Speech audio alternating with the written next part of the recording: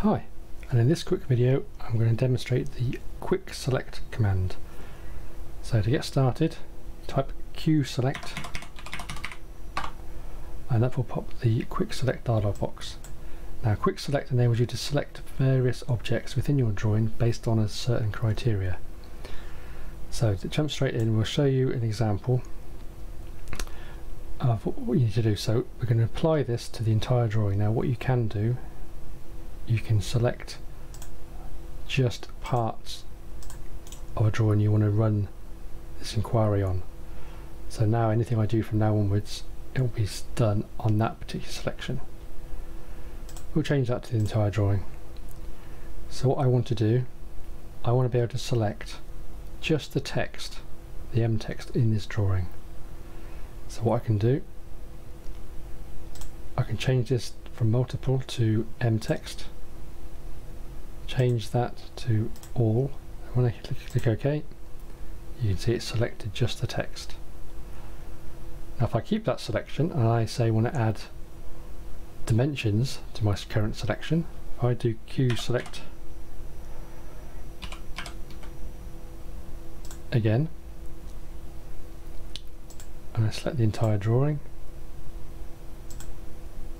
now I want to select the dimensions, all.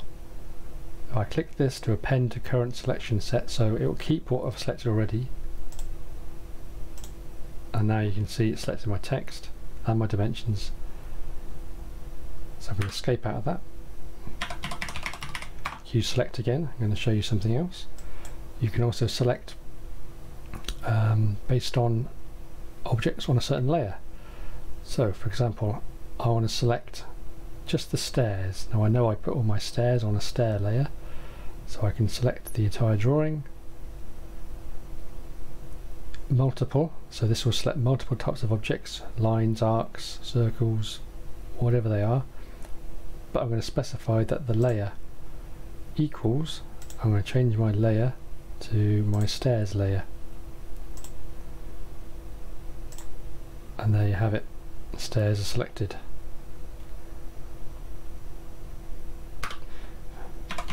I'm going to do the command one more time. What I can do now, I do the same procedure, so I'm going to select multiple objects on a layer.